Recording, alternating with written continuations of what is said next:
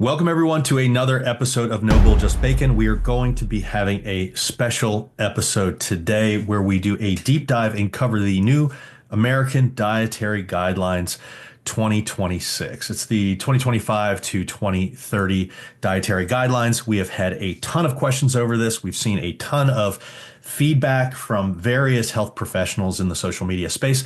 And we wanted to go into an in-depth breakdown, what we like, what we don't like, what we would change, what we think the meaning should be, and to remove some of that mystique that might be running around these that send the wrong message, or to point out what sends the exact right message. So we're going to get rolling into this. I'm sure that this is going to be a little bit of a circuitous discussion because we've got a lot of different topics surrounding the dietary guidelines and their recommendations. And we're just going to go wherever the conversation takes us. But hopefully this gives you a little bit of a better understanding of what's being recommended out there. So to start off, let us look at the protein recommendations. Protein here is being increased from previous recommendations up to 1.6 grams of protein daily per kilogram of body weight.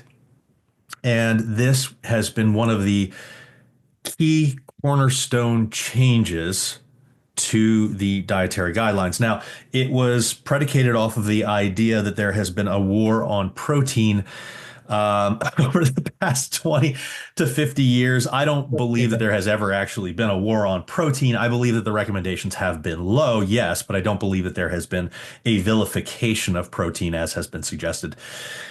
There's certainly been vilifications at different times of fats, vilifications of carbs, which, seasonally or every few years tends to shift around. But protein has been one of those things that has largely avoided that concern. And when we look at this new dietary guideline, it's an inverted triangle. They like to call it the pyramid, but it's actually an inverted triangle.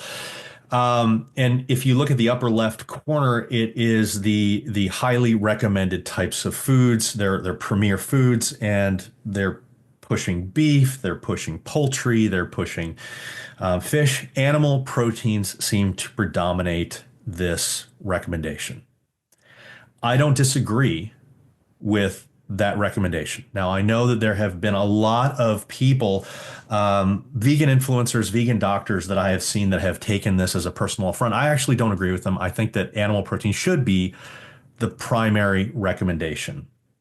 When we look at the authors of these new dietary guidelines, it is important to point out that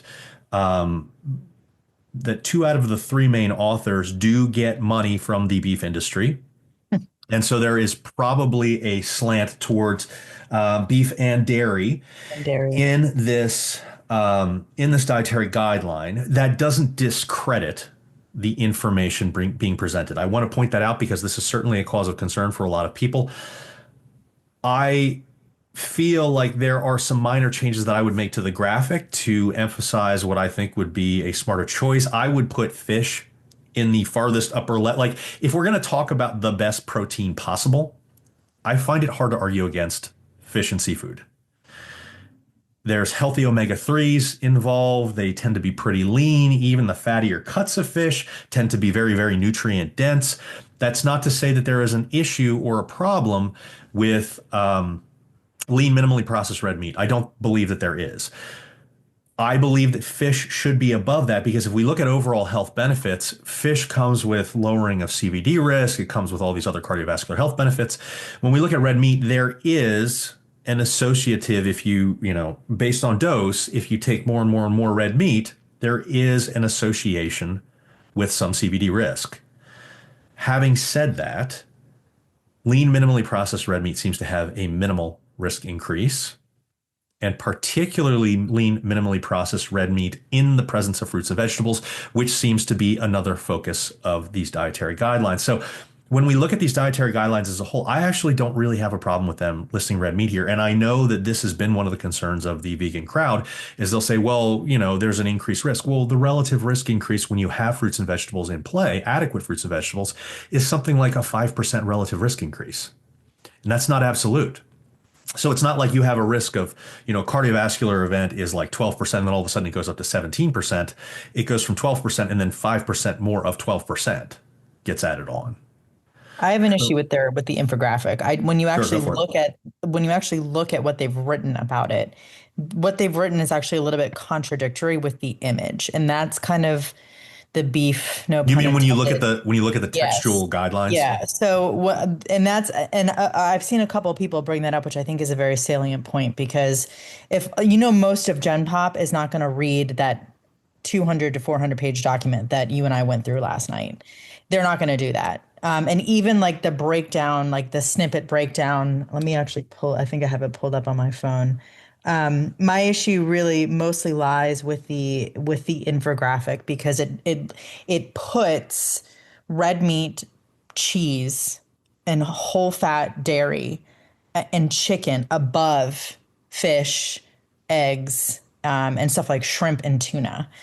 Which I think, especially when and we'll get to this later. I don't want to start us down a rabbit hole, but if you're looking at their 10% of saturated fats, you're going to easily crush that if you have all of those food. Like you're going to meet that within a meal. Yeah, So just to give a little bit of background about what Beth is saying, it does in the textual guidelines say that they recommend that saturated fat be at or under 10% of total daily calories. yeah, So her concern is that we're putting sources that are high in saturated fat as the at the top of top the in the infographic. infographic. Yes. And so if people aren't reading along, the textual information I think is actually It's it's actually really good. good. Yeah, It's really it is. good. And so what I wanted to do with this conversation is I want to separate the political from the actual information. And yes, there is a political influence, but there's a political influence and there's a monetary influence, but pretty much every time guidelines come out. We want to elucidate what those are so you can take the good take homes away from this. And her point of they've put whole fat dairy into this as a recommendation for probably the first time that I can remember. And I don't really have an issue with whole fat dairy because even if we look at associative data, people that take in more whole fat dairy technically usually have healthier lifestyles. The problem and overall decent health. The problem comes into play when if you look at this and you see whole fat dairy and you think, okay, well, I can't have low fat dairy or non-fat dairy, you might be doing yourself a disservice from an obesogenic standpoint, particularly if those whole fat dairy sources push you into a calorie surplus when you don't intend to be in a calorie surplus. It could cause some problems with, okay, well, if it says whole fat dairy and I'm supposed to get whole fat dairy, but I can't fit that because you understand calories, then you don't have any dairy. That comes with problems as well because you're going to miss out on the calcium, the vitamin D, all the beneficial effects of dairy. And it's really nice when you look at the textual guidelines of this because they actually do say non-fat dairy is an excellent alternative. Lactose-free dairy is an excellent alternative. And I think that the textual information regarding this is very good. Whereas if we're looking at the graphic itself, it may lack some nuance. Yeah, that's kind of my main gripe with it is actually is more the infographic than anything because that's what most people are going to use to guide their choices. Hmm. Although we could make the argument nobody followed the old one, nobody's going to follow this one either. But it's just the infographic I think is a little Yeah. misleading. Yeah, I mean, and that's one of the issues that we have is that we have these guidelines, but people aren't necessarily going to follow them Not anyways. going to And if read we them. look at Yeah, things historically, people aren't going to follow them at all. yeah. Like They never have. they never They have. never So have. it almost doesn't even really matter. And it was really funny because people try to blame the old food pyramid. It's a We goddamn haven't even triangle. used that. I mean, nobody used it, and so 2011. like it wasn't that that food pyramid was causing the health problems in America. Like, Yeah, so the newer administration, that's one of the trip ups that they've had is that yeah. they suggested that old food pyramid was the reason that we had these health problems. And 100% wasn't because No, nobody was nobody following was it following anyways. it. Just like Yeah. nobody's going to follow this one. But if we put out information, at least let's have some good info there. I think that this is a step up from the old food pyramid It over. is, but I don't think it's a step up from my plate. I think my plate was way more intuitive in terms of look, because you could look at a physical plate sitting in front of you and match up fruits, and my plate was half of your plate should be fruits and vegetables. A quarter of it should be protein, and then they had like a mixture of the rest of it being from like whole grains and fats. Let's That was shelve that thought for broken. now because I actually want to talk about that at the end. And I agree with you. But let's get through the macros first. We're Okay. talking about protein. Do you have anything else that you wanted to say specifically about protein itself? So they do mention, and I do like this. They say, I'm going to be reading from my phone here for a sec. So it says, consume a variety of protein foods from animal sources, including eggs, poultry, seafood, and red meat, as well as a variety of plant source protein foods, which I am happy that they put this in here.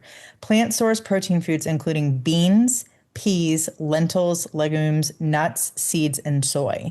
So I'm happy to see stuff like lentils and beans and stuff like that in there because those are super fiber rich plant protein sources that are incredibly important to include in a diet. And I'm happy to see them there. I want to point something out too, because a lot of what I'm going to be addressing is I've seen some very, very militant vegan doctors and vegan influencers super pissed off with this dietary guideline, and I don't agree with them I in don't either. most of the things that they talk about that they're like, oh, it's wrong because of this. I 100% do not agree with them, and part of that is I've seen some of them that have been very, very angry that beans have not been higher in the infographic itself. I don't believe that I don't beans even think they're should in be. the infographic. I think that's the issue is they're not Okay. even present in the infographic. And I do think that's a mistake. That's another part of the infographic that I have a little bit of an issue with is you don't see there's no potato, like sweet potato, regular potato. There's no potatoes in it whatsoever. And there's no beans or lentils or anything. It's kind of difficult too because at some point I you mean, you can't have to keep all like the food. smash all, you can't put You all the can't put all the foods food in in there, there. Yeah. right? For So, sure. is For sure. I don't know. I mean, if we're going to be talking about like really good protein sources from a vegan diet, seitan and soy should probably be on there before Yeah, I anything mean, else. there's no like tofu or tempeh Yeah, or anything I mean, like that. soy. If we're So, going to talk about that, soy should be there before beans yeah, in agreed. the protein section. Agreed. And so we've got that going on. The I've heard misgivings about the fact that there aren't more vegan options in the protein section. The thing with the vegan options is that animal options, if we're talking about proteins, are probably better choices in general. Vegans are a very niche section of society. And in fact, one of the things that it talks about in this is that, for vegetarians, they recommend dairy and eggs to make sure that you're including them. I 100% agree with that. For vegans, they talk about some of the things that are problematic. We're going to talk about those in a little bit, but I will go to my grave stating, and this is another thing that vegan influencers have tried to railroad me about, and I will not back down about this. Veganism can work. It can work very well, and there's a lot of good data about veganism, but setting up a proper vegan diet and sticking to it is much harder than an omnivore diet. I believe that because when you have an omnivore diet, you can choose from anything to meet any kind of deficiency that you have. And you don't typically have to worry about, okay, well, are all of my protein options very high in carbs as well, or also very high in fats? You've got a broader range of things to choose from. Vegans have a set of things that they can choose from. Omnivores can choose those as well. So they've got those plus a whole lot of other choices. This doesn't mean that veganism is wrong or that you can't do it because I think from an ethical standpoint, it's a great thing to do. It requires more information. It requires smarter nutrition. It requires more regimented nutrition. You've got a And lot I will more say options. in their actual guide, like their written, how many pages is this? 90-page guide. There's a whole chapter. Chapter 8 itself is on vegetarians and vegans, and it even breaks it down into like the phase of life that you're in, like infancy and early childhood, adolescence, pregnancy, older adults. This section is actually chock full of information, and I would encourage people to read it because there's actually some pretty decent stuff in here in terms of like supplementation and like what Yeah. you might be missing from a vegan diet. And we're going to go over that in a little bit. Yeah, it's very thorough. I really appreciate So what you did here. and I think that that's great too. And I think that this is something that a lot of the vegan influencers are glossing over. They're Yeah, pretending like they're pretending like they get so upset that the beef industry had some influence in this because it did. I mean, yeah, the main author is paid by the beef industry. They get so upset about that they cannot be objective about this.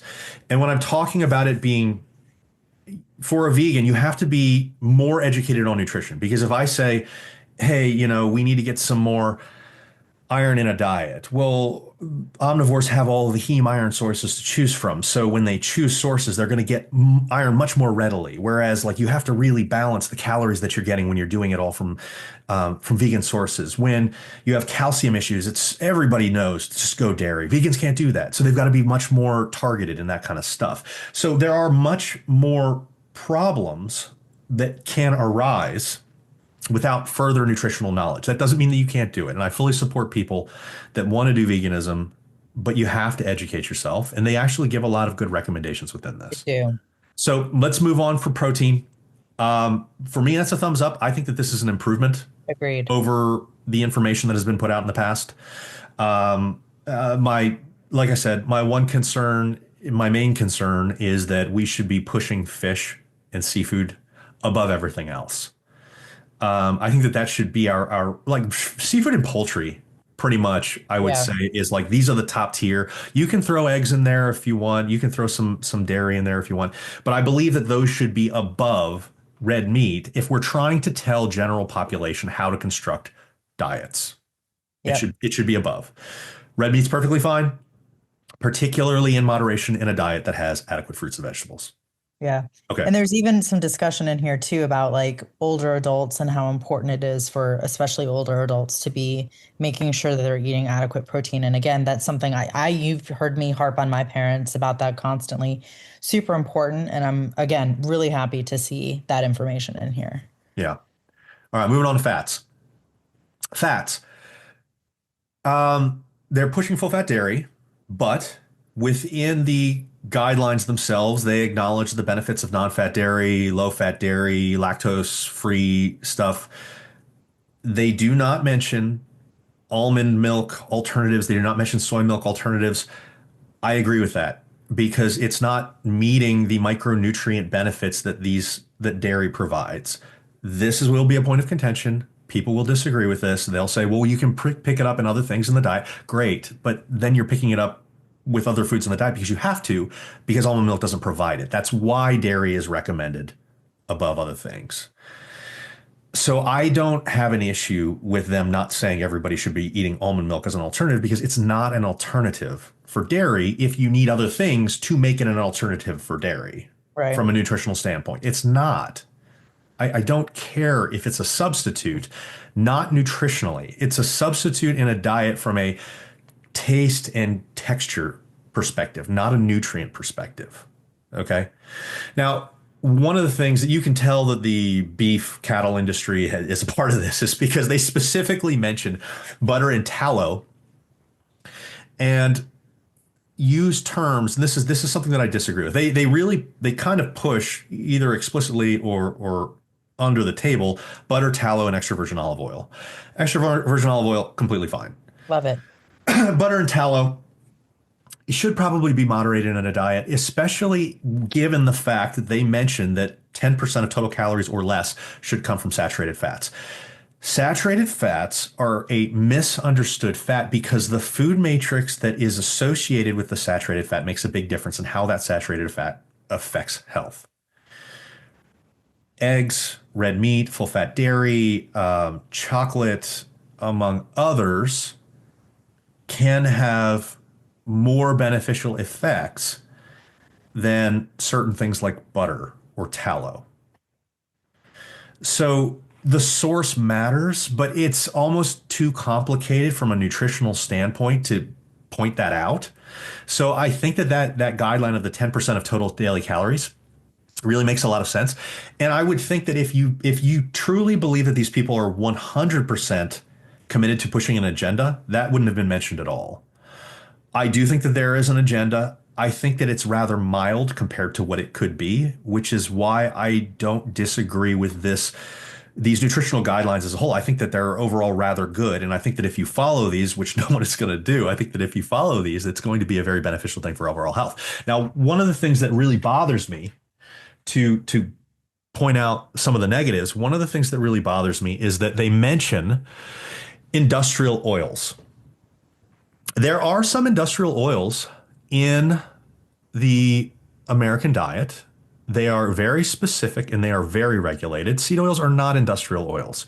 It depends on your definition of industrial. If it means made by industry, sure, seed oils are industrial oils. If it means for industrial purposes, seed oils are not industrial oils. Made by industry, ground beef would be considered an industrial meat.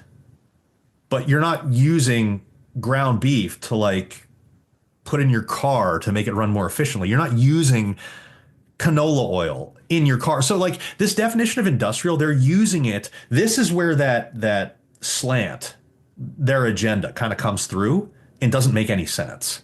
Calling this an industrial oil is disingenuous if you're not going to then call red meat industrial meat in a lot of contexts that, is recommended. It doesn't make sense. So I don't like that. Then they point out that in previous iterations of guidelines, high linoleic oils have been recommended as substitutes for butter and tallow because of an assumed benefit to cardiovascular disease and health risks.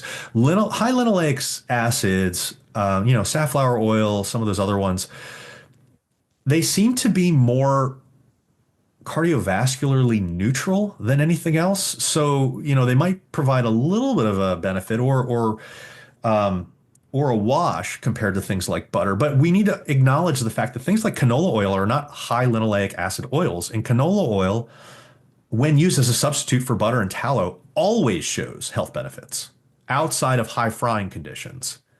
And so they'll bring up, well, if you're eating fried foods, tallow makes more sense. It does, but how often are you eating fried foods? And if you are eating fried foods enough that you have to be substituting tallow in, you're eating too much fried food. It's going to be a negative drain on your health no matter what. Putting tallow in place is not going to save your health. That's going to be the problem. So when they talk about industrial oils and, the high linoleic acid, because they mention high linoleic like 90 times. Yeah, it's very prevalent in that 90-page document. There's the largest section is on fats and is on this exact topic. Right, but people aren't going to understand that canola oil is not that. I know. It doesn't fit in that category. And so they're just looking at put it in that category too, which is, I find misleading. Yeah. And so canola oil, which we routinely, there has never been a study, even dairy industry, when the dairy industry does studies, it shows canola oil is healthier when you calorie match compared to butter or tallow. It's healthier from a cardiovascular perspective.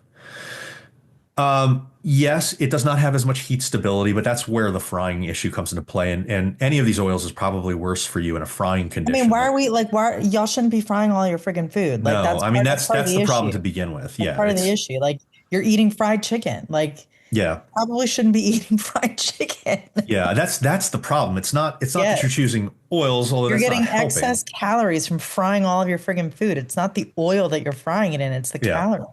So for the fats, if we can get around the fact that their agenda, this is where I feel like I don't think that there's anywhere else that there was a bigger agenda than the industrial oil section. I think that this was the part where I looked at this and I was like, okay, I can now tell who did this. Yeah. And so this was my biggest misgiving with the whole thing, was pointing out industrial oils, not defining what an industrial oil was, keeping it intentionally vague when you could define these things. I mean, we're going to talk about, removing highly processed food. That's super vague, but it's really hard to define that. Whereas this is not really that hard to define. And then you're being disingenuous by saying something like canola oil is an industrial oil. And then, because you're making it seem like industry uses this for a bunch of stuff. Now, like I said, there are some industrial oils in our food supply. Food grade mineral oil is an industrial oil. It's used in industry. Okay, how many of you are using food grade mineral oil to cook your food? I'm not. No. I'm using it to oil my butcher block cutting board Right, thing. right. I'm not Nobody's cooking using with it though. nobody's using industrial oils. Nobody's doing it. But we're saying industrial oil because we're playing fast and loose with this definition of what Yeah, industrial oil is. yeah, And I did want to point out, like if we've got a cattle farm that, puts these cows on a track and then, cuts their heads off and then has, these automated things to like, which they do, these big farms have these automated things. That's industrial meat. yeah. But, because we're messing with the definition because we've got a feeling about this one. And I'm sorry, we don't need feelings in our food guidelines. Yeah. So that was their feeling, and then the throwing around of terms with the high linoleic, and keep in mind they're not saying that high linoleic oils cause negative health outcomes when calorie matched to butter and tallow. That's not what they're saying. Yeah. They are saying it's not as beneficial as we once As thought, we which might thought. be a fair Yep. assessment, which Well, might and be a they fair do assessment. in that 90-page document, they actually talk about like future research and what is needed. Like I do encourage people to read the whole document. It's And pretty good. it's very good. And there's even a 400-page document that I just looked at that has like future research recommendations with all these references cited and everything. Like it's actually quite comprehensive. Listen, I was probably the biggest skeptic of this going into looking at this document last night, just based on what I saw on the infographic. And I had to, to eat crow a little bit because I was impressed with what I saw in the actual that 90-page written document is minus what Allan had just discussed about like there's clear bias in that section. I was very encouraged by what I was reading yesterday. Yeah, and so we want to be critical of this, but I want to take feeling again. If we're going to be looking at this and say, "Hey, we want to be objective about this," take your feeling of the You have to be politics of this. objective. You have to be objective. You can't pick and choose where you're objective. Yeah. So we're gonna be critical of certain parts, and I've got some more parts that I want to be critical of. But I want people to take a step back because I've seen so many people that their post, it looks like they're just trying to emotion farm Yeah, on it's a knee-jerk Instagram. reaction because And they hate the administration. they're like, fuck these guys, they're trying to kill us. And I'm like, but the recommendations here are better than what we've had before. Yeah. So why are I we mean, shooting ourselves in the foot? I remember like a couple weeks ago before this came out, there was all of this hubbub about how RFK was going to make saturated fats like a huge percentage of daily calories. Like some people were estimating that it was going to be like 30% of daily, like a straight carnivore. And it's not. No. It matches the old guidelines of 10% of daily calories. Yes, they kept it. And Yep. we're getting into the next section. This is a good segue into the next section. I want to talk about carbs. I love that they have fruits and vegetables, high fiber options as an equivalent to the protein in importance. Yep. This is my favorite part of this because, like you said, one of the things that concerned me, and I haven't seen them being like mainly carnivore. Like I haven't seen them poo-pooing fruits and vegetables too much. I did not think that they would put it as important. I didn't think that they would put it on par. So when I saw that they had this on par and above grains, I agree. I think that fruits and vegetables, especially if we're talking about the general population. Now, this is the other thing that I want to say. This food guide does not necessarily, it's not necessarily prescriptive for athletes because athletes are going to need a lot more carbs and, the grain section is going to get proportionally larger. But as a general rule, because this is made for general population and for health, I love this. Fruits and vegetables should be above starchy carbs, grains in proportion in your diet, without a doubt. Fruits and vegetables. Actually, I was wrong. I do see a potato. Do you? I thought it was a melon. It's a potato, but yes. But yeah, I mean, in the infographic, like the whole right side pretty much of this triangle is fruits and vegetables. So what do you see there? Just out of curiosity. Broccoli, peas, green beans, an apple, a potato, strawberries, blueberries, lettuce, orange, grapes, and a banana. Now, when you see the green beans, What form do you see that in? Canned. Yes. And so this is one of the other things that I wanted to point out that I highly, highly am appreciative of. And the peas In are frozen. in this breakdown, they included frozen and canned versions because those have equivalent and sometimes better. They're better choices in some instances. And They're I'm more not accessible too to a they're lot of more they're people. more accessible. They're typically cheaper. They are canned or frozen at the peak of freshness. So if you live in an area like we do, where produce is hard to come by, it is a great option. And they specifically mention this in the textual section. They mention frozen and canned are good choices. I actually think that they mentioned dried is a good choice as well. I don't entirely agree with that only because a lot of the dried ones, people end up consuming a lot more than what they think that they Dried fruit is like a yeah. huge calorie suck too Yeah, and for that was people. from the fruits and veggies section. That was the only thing that I was Yeah, really kind of like, I probably wouldn't throw that in there. And and it's because people can eat so many of the dried yeah. fruits because That you're missing all 100%. that water content. Yeah. And so it's much more filling to eat the whole fruit or the canned or frozen fruit. And so dried fruits and fruit juices, particularly the pressed fruit juices, people can overconsume calories and it's not very satiating and you miss out some nutrients.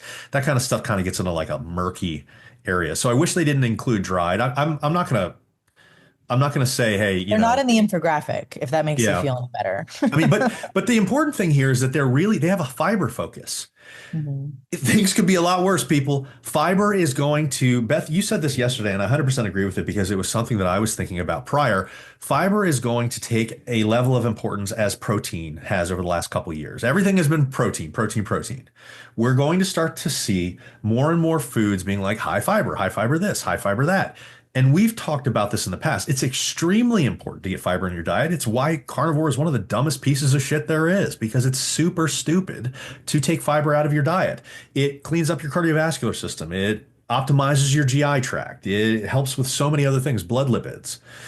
It is a very, very important thing to have in your diet. Now, that's not to say go nuts because you can have too much, but the fact is the large majority of people aren't even getting anywhere near what they should be getting.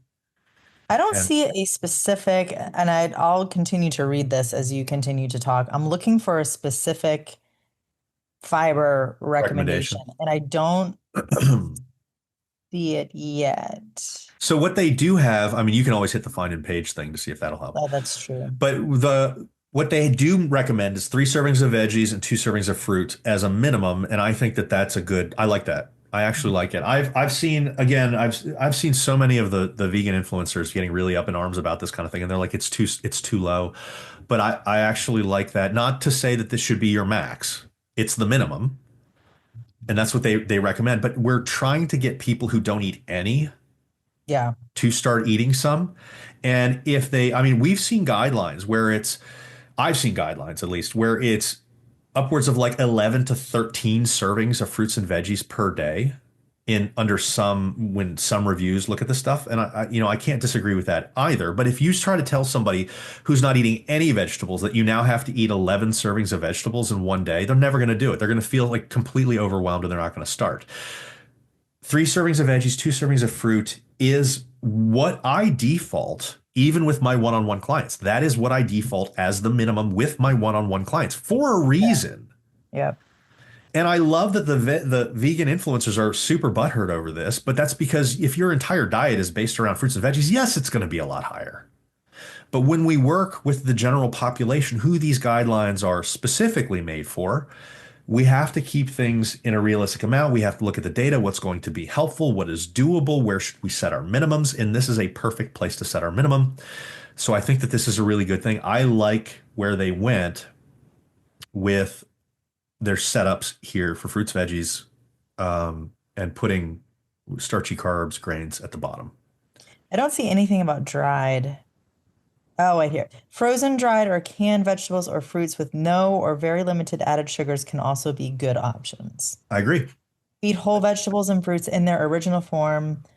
Eat a variety of colorful, nutrient-dense vegetables and fruits, and prioritize fiber-rich whole grains. Yep. It's good. Pretty It's also a strong. major proponent. They mentioned sourdough specifically They did. I in was their like, carb yes. section. So All in of you my sourdough middle-aged, era. all of you middle-aged white women will be super happy. Your sourdough is part of the recommendations. I mean, it's pretty gut healthy, so Sure, absolutely it glad is. glad to see it in there with that active starter. I mean, one of the only things that I don't remember seeing this anywhere. I would love to see some comments about fermented items Yes, in I a future agree. version of this. I I would love to agree. see comments about, um, what do you eat that the Asian kimchi Kimchi. Oh, I you love eat a kimchi. lot. I would love to see sauerkraut. I would love to see because there's a lot of health benefits for these Yeah, things. there's a They don't ton of mention this. healthy. They don't mention it Yeah. pro or con in this, as far as I know. Maybe There's no they mention did. of it at all. Okay, I think that that should be added. When we talk about things that I would like to be Oh, wait added, a minute. Uh, so it is in, so there's a section in the carbohydrate section that is entitled microbiome. And here it is at the very end.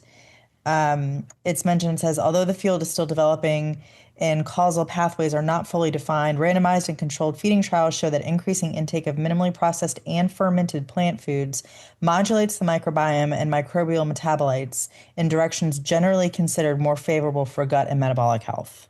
there we go. They've got that was one of my misgivings. I just Yeah. missed it. But it's not So in the yeah, infographic. but I'm Again, you glad. can't put like Right, everything in, right, because then everybody's going to be like, "This is too confusing," and yeah. You could you have know, put like a little thing of kombucha in there yeah, though.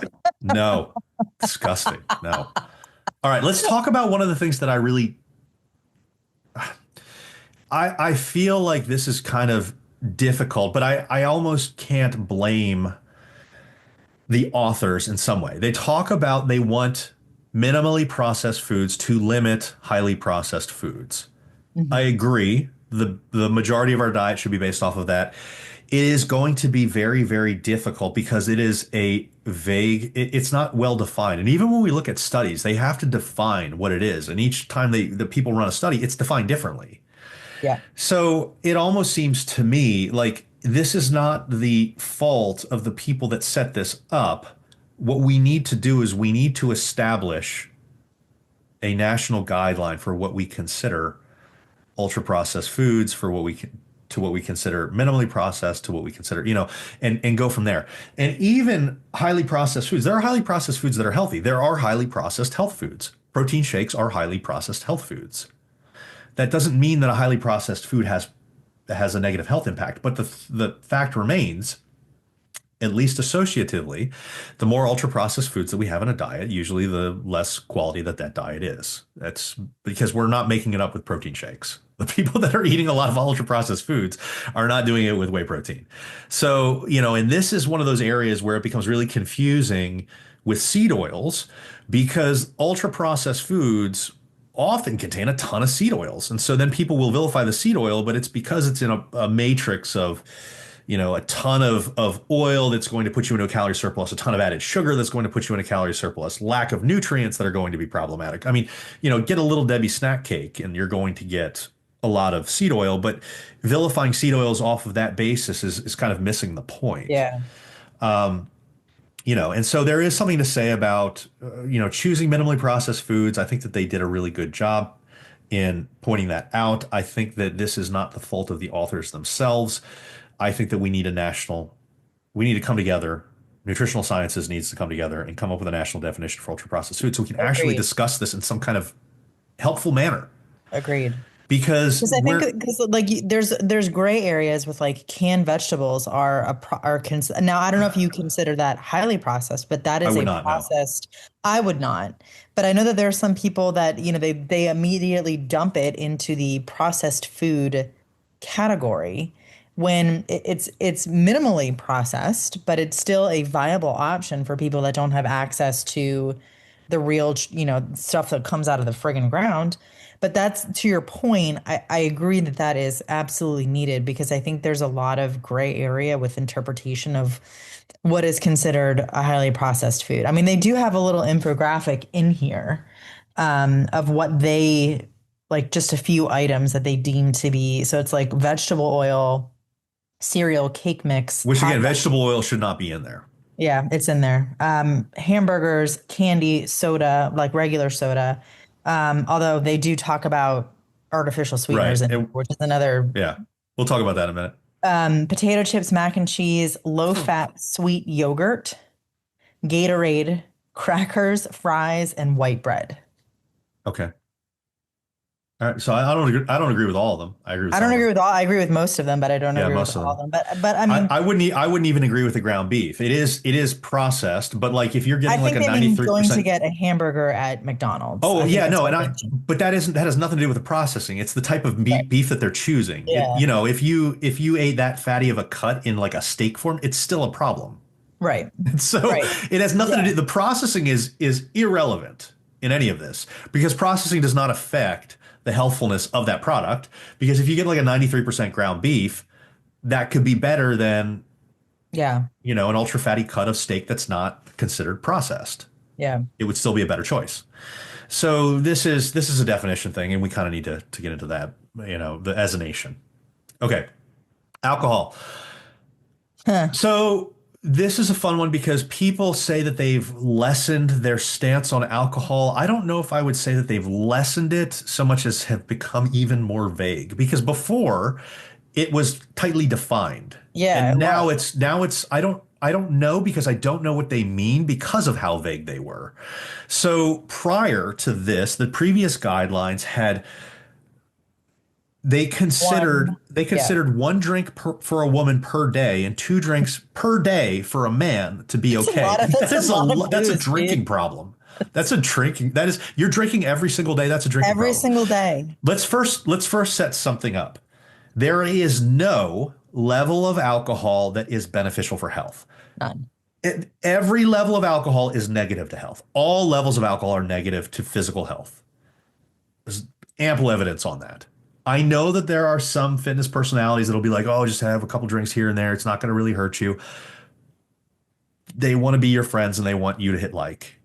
That's fine. That doesn't mean that a couple drinks are going to cause a huge negative health outcome. That's true.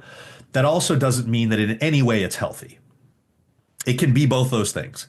Now, the issue that this administration has gotten into is that they have Dr. Oz in a high ranking position, and Dr. Oz is about the same level of intelligence and credibility as Dr. Phil or Huberman or these other people that really miss the mark and don't really understand what they're talking about. Now, when he was talking about alcohol, he referred to it as a social lubricant and tried to point it up as being really beneficial in social situations. Um, And he basically said it's fine as long I as mean, you're not drinking it at I breakfast. mean, it's kind of like you're not fun unless you drink. Like I don't want to hang out with you unless you drink. Like this Oh is my kind of a God. weird thing for a health secretary to be recommending. Here's what the actual guideline says. It's like a single sentence. Yeah. And with very little extra. Consume less alcohol for better overall health. Yep. I mean, sure, but And there's like, actually what's interesting is there's nothing at all. There's two references cited in the 90-page scientific background for these guidelines, but there's no section at all that mentions alcohol in that scientific section, but there are two references and that's it. yeah, I mean, for people that really want to understand some of the data surrounding this, I actually have a blog article on alcohol. You can go search it on mauiathletics.com, but it points out that there's no healthy level of alcohol. And in fact, even a single drink per day can cause some increased risk for things like cancer. So it was wild to me when I saw the old recommendation because I didn't even know the old recommendations I because didn't I either. never thought to look. I never thought that the national recommendations would be like, hey guys, you can have two drinks today and it's Have a drink fine. a day. That is What? absolutely nuts to have that in there.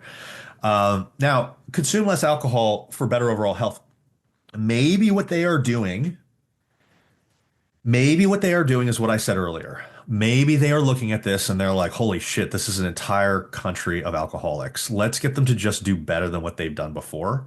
That's what this feels like. It's like we have no faith in you guys giving up any sort of alcohol. Well, So just what I wish that they had done in this alcohol section was instead of this very like just consume less alcohol, I wish that they had said outright alcohol is a class 1 carcinogen.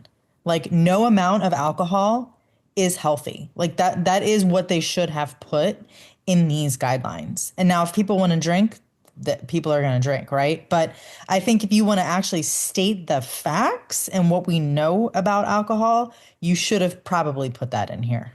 I mean, I agree. And we're keep in mind, we have drinks occasionally, Yeah, Alan you and I know, drink like, but we but don't. We're not having a drink a day. I'll tell you that much. My God, I'm also not pretending like it's healthy.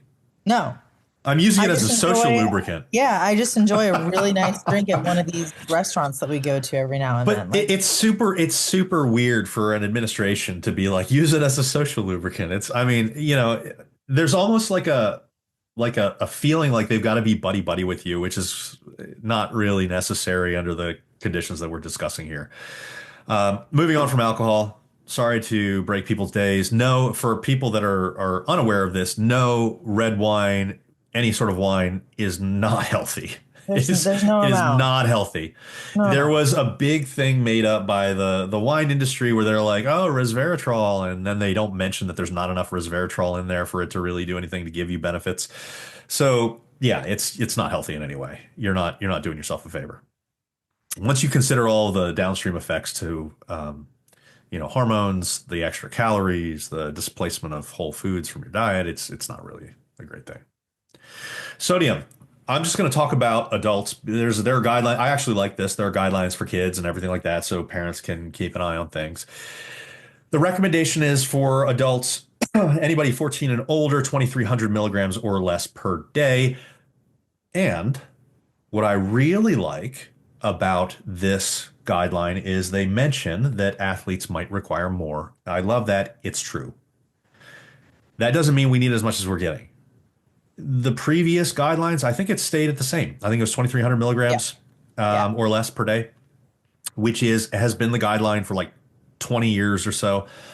And it's a smart general guideline. The problem is the average intake is 8 to 10 grams per day.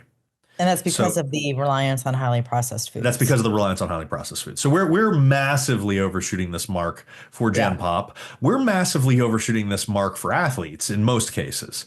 So even if you're an athlete and it says you can get some more salt, the the the big concern here is that especially with physique athletes, they take all sodium out of their diet, and that's really not smart.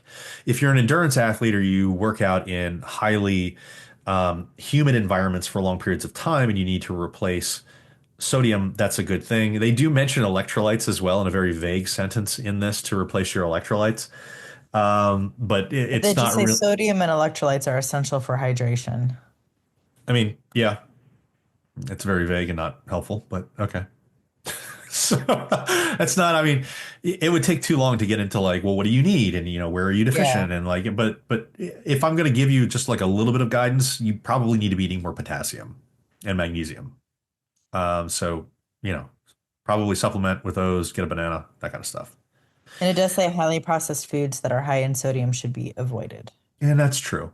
which I agree with. Yeah. I mean, your chips and stuff like that, it's not adding to your diet. So, Don't you dare come for my crab chips. I mean, crab chips are the best chips alive. So good. So, all right, vegetarian vegan. There is a large vegetarian Oh vegan boy. section. It discusses the common deficiencies: A, D, E, B6, B12, long chain proteins, calcium, iron, iodine, zinc. I'm sure I missed some. This is just off what I'm thinking about.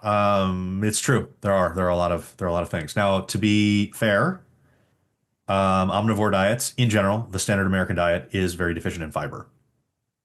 So yes, there are differences, and oftentimes in vitamin C as well.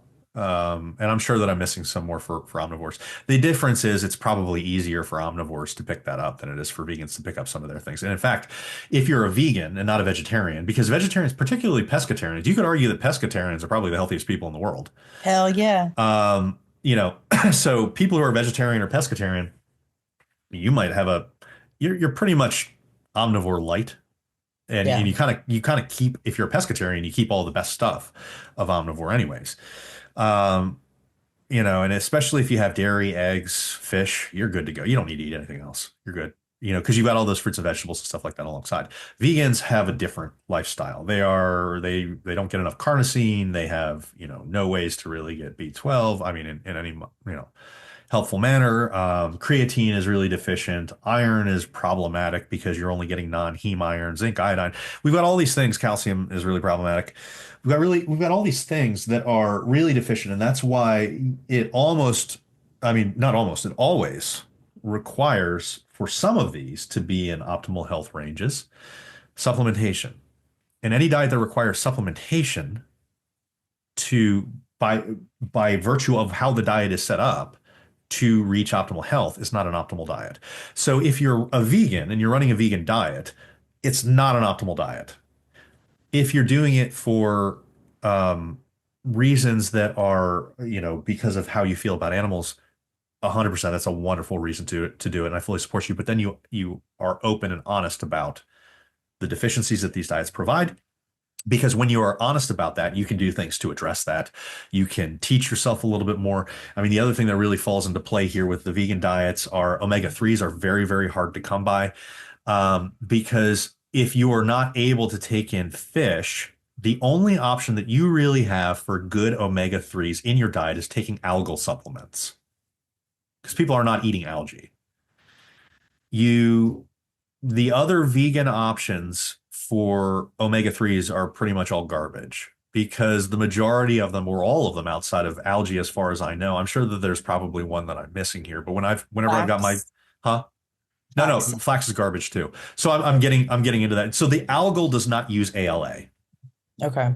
That's why I'm saying if you're vegan, and again, this requires more knowledge, because if you're a vegan and you're like, well, I'll just take a flax supplement to get my Yeah, I know omega that's what a 3s. lot of them say, that they just eat a Right. boatload of flax, but it's not. And this is my point. This is Yeah. exactly my point, where you need to be smarter. It is harder to be a vegan and have the same level of health as an omnivore.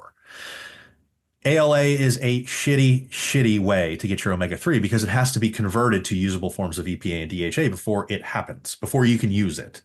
You cannot use ALA directly for the benefits of EPA and DHA, which is what is provided with fish, seafood, all the other seafoods, and with algal, which is why you And choose they do algal. mention algal DHA, that if you are a vegan, that it's probably wise to supplement with that. You should, and that should be the number one thing. Yeah. Because flax, the seeds, it's all bullshit. I mean, ALA has such poor conversion. It's better in women. It is super terrible in men. Men, you're gonna struggle.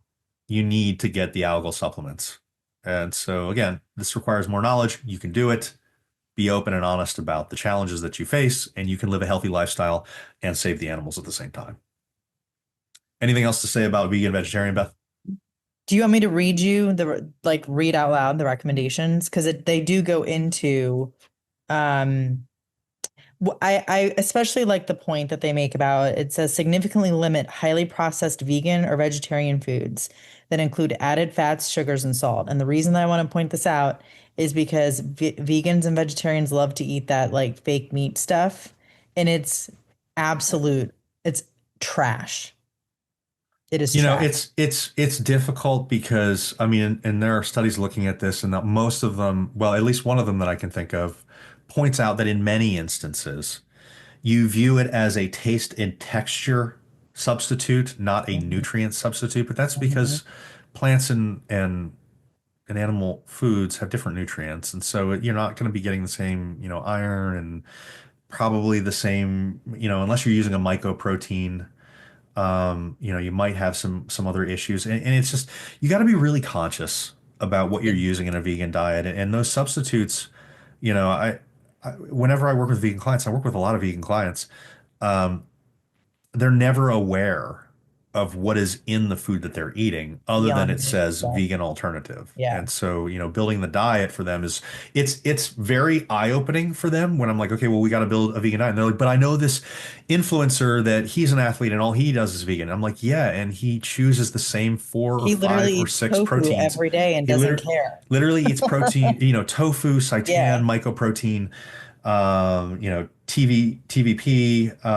There's very few options that you have that don't come with a lot of other calories from fats and carbs. And when they're trying to reach those maximal levels to have the physique that they have a super, super structured regimen of nutrition and supplementation. And so the problem that I have seen, or the challenge that I have seen rather, for vegans is that the average vegan is not prepared to be as rote and strict with their nutrition as these guys that have these really good physiques that are also vegan. Going into it with your eyes open can be very, very helpful, because you can start to understand what might be required to maintain that. And I would encourage anybody to actually read chapter 8. I think like this is one of my favorite sections of this whole thing because I think it's extremely thorough. I think they did a really good job with this vegetarian and vegan section. And like I mentioned at the start of the podcast, they even break down like life stages. So like birth to 4 years, infancy and early childhood, adolescence, middle childhood, like early and late adolescence, young adulthood. And then it talks about testosterone in men, which I think is an important section. Women who are pregnant and lactating. It gives recommendations for you if you're a vegan or a vegetarian. Older adults, and then it goes into the potentially necessary supplementation that you might need. I think this is a tremendous chapter. Yeah, and again, given the concerns going into this because of the politics involved, this could have been a section that was completely glossed over, but I think that Yeah, they spent a good bit of time to have a good source of education here. yeah. I like what they did here. I agree. They could have poo-pooed. I mean, if we were talking about going totally carnivore, they could have just poo-pooed this altogether, and they did not. I mean, this is No. a really well-written section. Yeah.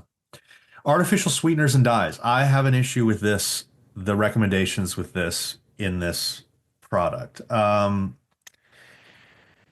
It's almost a little bit too harsh for these things, given the data that we have about their effects on health, which is in 99% of cases non-contributory to problems to begin with. It's fine to say, hey, maybe, we should minimize the foods that contain artificial dyes and sweeteners because they're typically highly processed.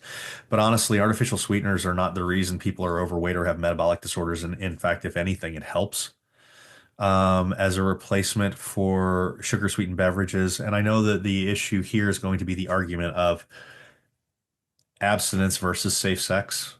Just don't have this at all versus, well, let's lean away from this a little bit where you can maybe have a more sustainable um, and better relationship with your nutrition. And I'm not saying that you have to have artificial sweeteners to have a good relationship with nutrition, but if having a Diet Coke or Diet Dr. Pepper, every couple days is what allows you to eat more fruits and vegetables and keep that in your life because you have a little bit of a treat and it adds to adherence and consistency in a way that does not negatively impact health, which, moderated artificial sweetener drinks will not negatively impact health as far as we currently know.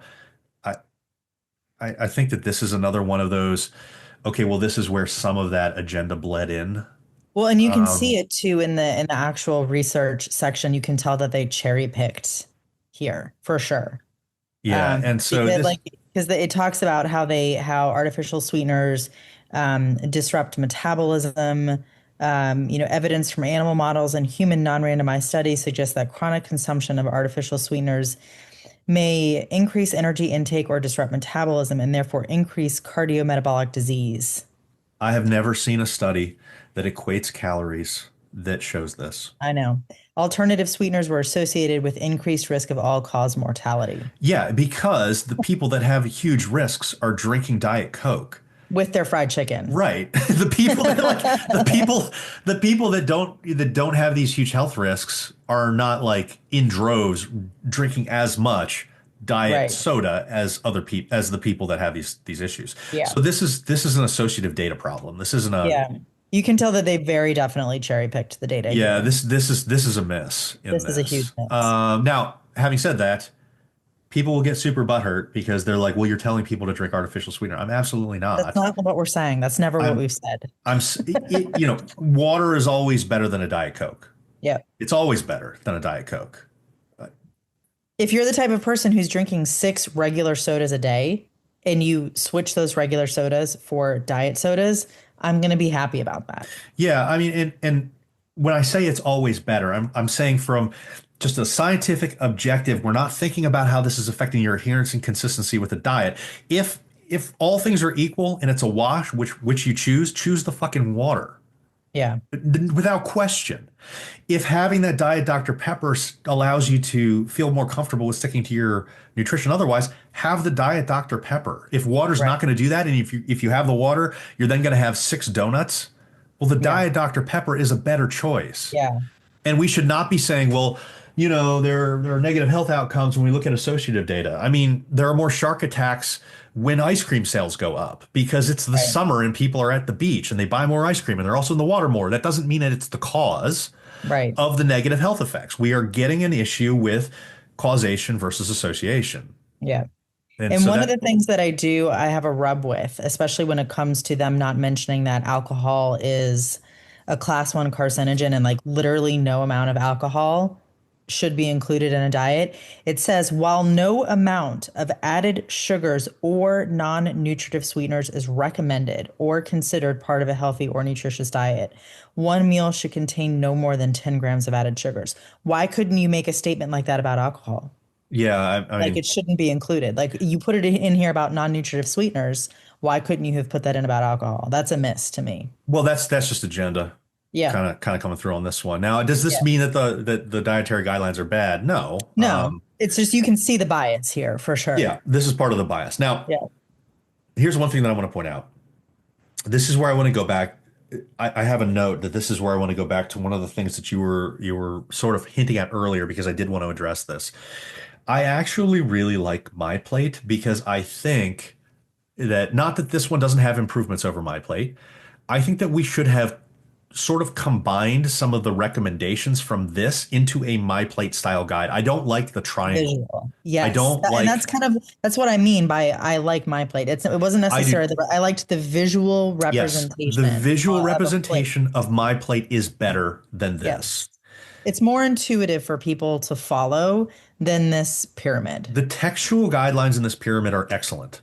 Mhm. The visual representation of my plate is better because people, I mean, you have no idea what you're supposed to do with the visual representation because you don't Well, if you understand. look at this visual representation, you're going to eat nothing but meat and cheese. Well, at least you eat fruits and vegetables too. But yeah, I mean, what I liked about the My Plate guide was you can now look at your plate. You can say, okay, well, you get, here's the issue. You don't have an idea for proportions with the triangle. Yeah. You have an idea of proportions with My Plate. Yeah. Take the textual information from the triangle. I guarantee you I'm not calling it food pyramid because all I think about is that there are two other sides that we can't see, and maybe it is donuts. And it's like an entire side of the food It's donuts pyramid and brown. that I It's can't baked see. beans. We've got the one side, but it's donuts and then it's artificial sweetener on the other two sides, and I just can't see it. And so I'm trying to stay away from saying that, but that's why I really like the My Plate guide with some of these textual. I like the ideas behind this triangle. Yes. But the textual information is wonderful in most cases outside of some of the ones that we pointed out. And I want them to kind of evolve this information that we have here with some of our corrections or some of our adjustments. And I want them to, in the next one, bring in a My Plate style guide. So we combine the good idea of increasing proteins, keeping in mind micronutrient sources, having fruits and vegetables, and then giving them the visual representation so they can understand meal composition. Meal composition is missing from the visual representation. And I know people will say, well, the sections on this are bigger, the sections on this are bigger. That doesn't give you an actionable thing to do when you're constructing a plate of food. Whereas I think that giving somebody a visual representation on how to construct a plate of food is literally the best thing that you can possibly do because it's the most actionable piece of information. So That's there what, is, so I will say that there is a daily servings by calorie level section of this. Like if you go to the realfood.gov page where now to your point, this isn't a visual. So it's like a table that has it's like, also any math people are immediately not going to do. yeah, because what it has is like daily servings by calorie level. So it has 1,000, 1,200, 1,400, etc., all the way up to 3,200. And then it has protein, dairy, vegetables, fruits, whole grains, healthy fats. And it gives examples. So like a teaspoon of olive oil or butter is what they consider one serving of a healthy fat. So if you're doing your teaspoon of olive oil and you eat 1,000 calories a day, it's like 2.5 teaspoons. But again, that's not like you're going to have the person looking at this is going to have the knowledge of like putting a meal plan together based on this, and it's not going to be super easy, I don't think. No. But I do think that this is a step forward and we can build on it hopefully in the future. So, do you have anything else that you want to specifically talk about with regards to these dietary guidelines? Not in terms of the guidelines. Do you have anything else that you want to talk about with regards to dietary intervention in the American diet? You have to, if we want to make, and you could potentially delete this out if you want to, in order to actually make This is now going to be the thing that I post on Instagram to get people to like look at it. if you want to actually make America healthy again and you want to impact chronic disease and all of the things that we are standing on business for here, which I agree with. I 100% agree that Americans today are over reliant on highly processed foods. Nobody has followed any of these nutritional recommendations. I don't believe that it is the result of a lack of education that people have not followed the guidelines. For many people, this is a systemic issue, right? It's access, it's affordability, it's policy. And that is not going to be impacted by updating our guidelines. It is impacted by policy. And until that policy is in place, people are going to continue to be unable and unwilling to follow these guidelines. Yeah, I mean, I think that we need to have some sweeping changes in food availability and food affordability.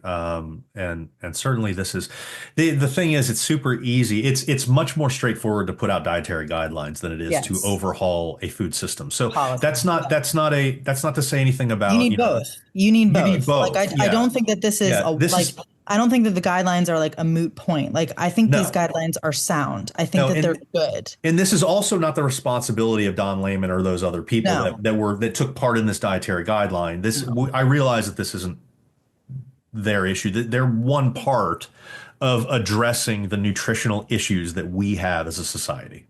Right. Okay. So, final thing that I want to do, I want you to grade these dietary guidelines on the same scale that you would grade somebody in school. So, from an A plus to an F minus, what would you give these dietary guidelines? I'd give them a B plus. I am hovering. I wrote this down before when I was thinking about this. I'm going to give this anywhere between a B plus and an A minus. Yeah, I was between a B plus and an A minus. We're right there. I think that these dietary guidelines are good. I think that there is a little bit of agenda in some of these spots. I think that the people that are like, oh, look, they're paid by the beef industry are just looking for an excuse to Well, you try could to. have said the same thing of our old the You can pyramid say that we every did have every one about of these grain, things. Yeah, right? Like we knew that we were getting money from the grain industry. So right. like that to me is like you can't really make that argument in either way because we did it on the other end of the spectrum. So No, and there's a lot of whataboutism I think is yeah, going on about yeah. through this. I think that this is a good job.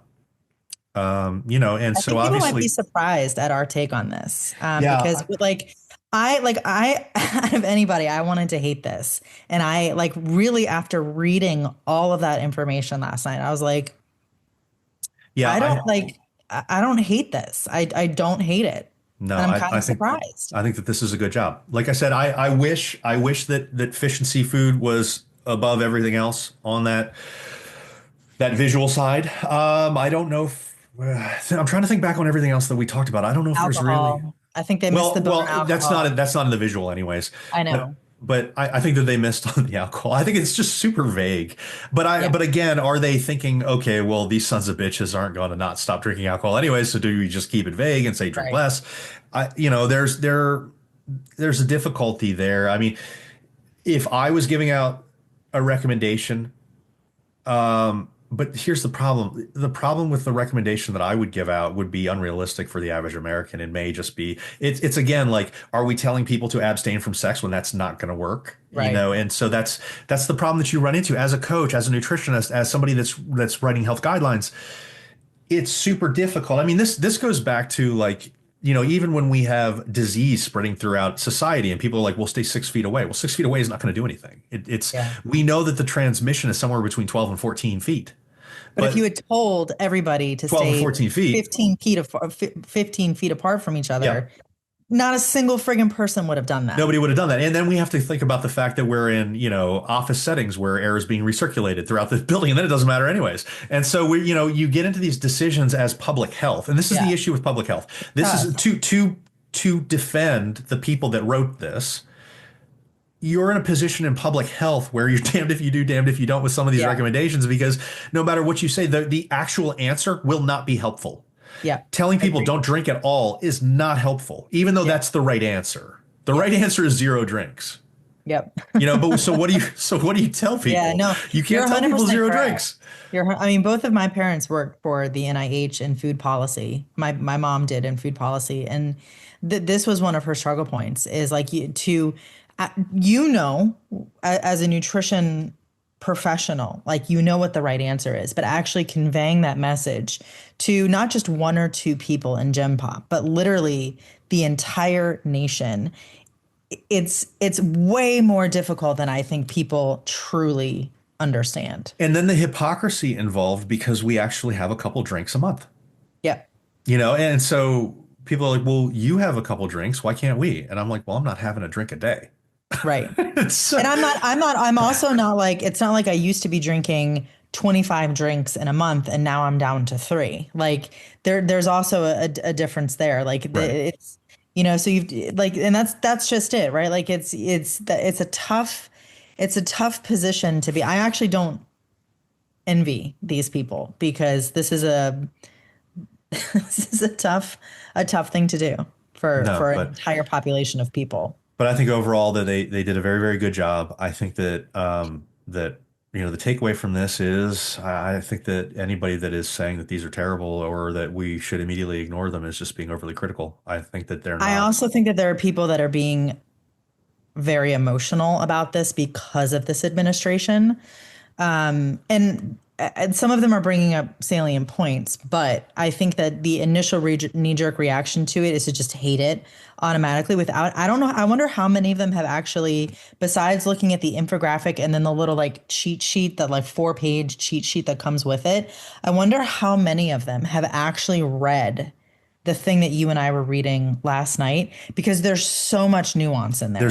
And I love that they put in so much nuance. That's what I really liked about this is that I mean, if you look at just the infographic, you're going to be like, oh, the beef industry really hit this one hard. And then you get to the textual information. You're like, all right, they really thought this out. There's a little bit of bias here and there, but it's not pervasive. Yeah. And so, yeah, I think that this was a good job. I would encourage anybody who watches this to actually read that 90-page document. It's not a super long, like 90 pages sounds like a lot, yes, but it didn't take us super long to get through it. So it's in this section entitled "The Scientific Foundation for the Dietary Guidelines for Americans," and then there's appendices that go along with it, which is the 400-page document that I have not read. But that's where those tables are that I was telling you about with like the calorie amounts and all that stuff. It's all in there. Yeah. And if you guys want to disagree with us, certainly post in the comments. Love to hear it. Maybe you've noticed something that we didn't notice. Maybe you're batshit crazy and you just want to complain. Either way, we'll respond to you. I will take anything that people say and I will critically look at it and I will tell you whether or not you have a point or whether or not you're batshit crazy. And maybe you'll get me to change my mind. So please post any questions, any comments, anything that you want to talk about in the comment section, and we will be happy to look at it. Thank you for spending a little bit of time with us on a little bit of a longer episode of No Bull, Just Bacon. We will come back next week with our regularly scheduled programming. Please reach out to us at Facebook, YouTube, Instagram, Mighty Networks, anywhere that you have questions, and we will cover them on future episodes. Thanks for joining us today, guys. We'll see you later.